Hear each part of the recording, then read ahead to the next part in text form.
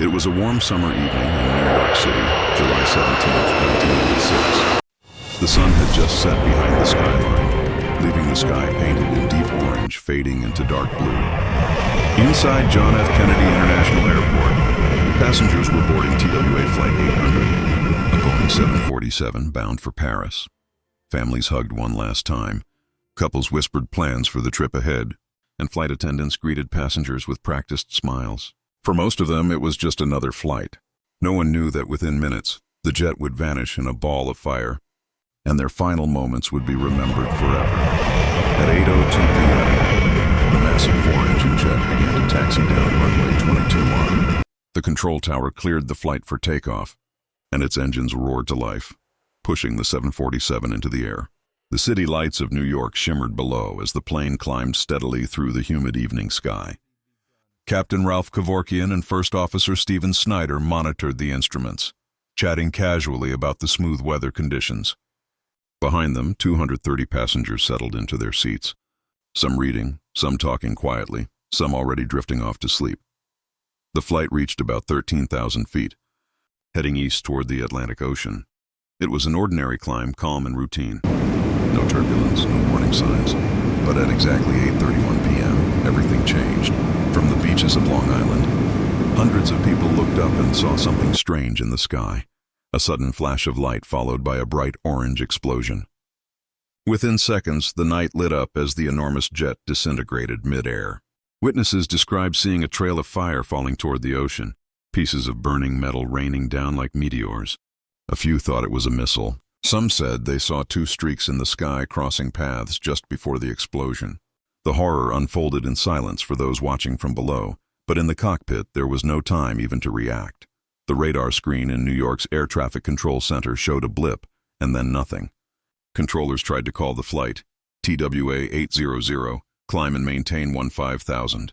No response. They tried again. Still silence. A few minutes later, search and rescue teams were scrambled toward the location where the jet had disappeared.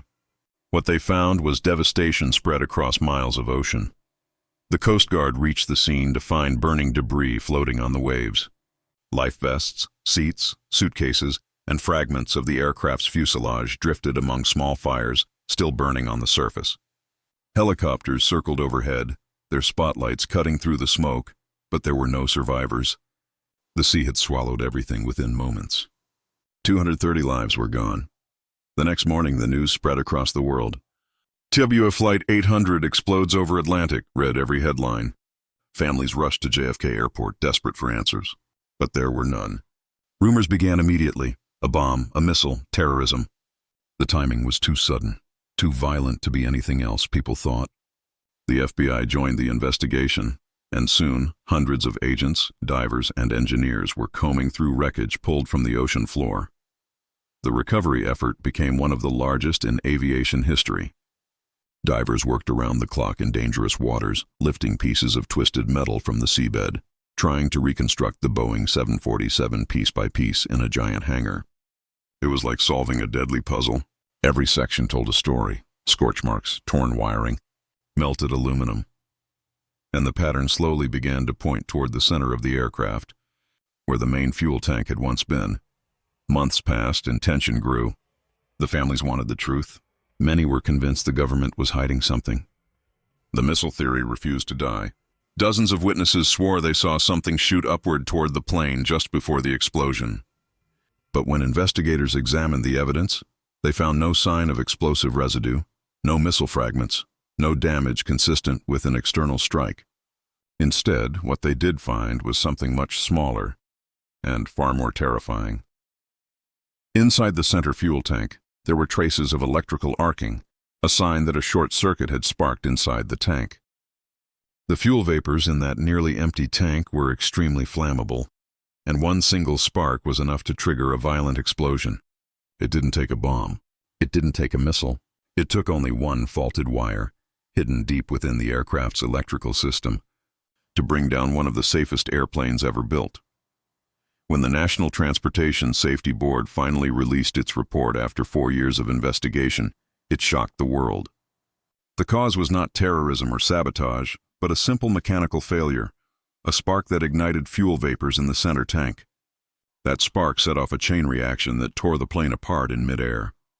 The findings led to massive changes in aircraft design. Fuel tanks were redesigned with systems that could prevent vapors from igniting. Airlines were required to install inerting systems, technology that fills fuel tanks with nitrogen gas to reduce flammability. It was a costly lesson, but one written in tragedy. Even after the official report, not everyone was convinced. Many still believe TWA Flight 800 was brought down by a missile, either accidental or intentional. Some former investigators and witnesses claim they were pressured to stay silent. The debate continues even decades later, but the physical evidence remains. Pieces of the plane reconstructed and stored, telling the story of a spark that changed aviation forever. For the families of the 230 people who lost their lives, the answers don't bring peace.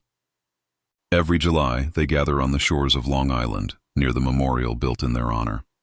They look out toward the water where their loved ones took their last breath, under a sky that once lit up with fire. The ocean waves crash softly against the rocks, and for a moment, the silence says everything.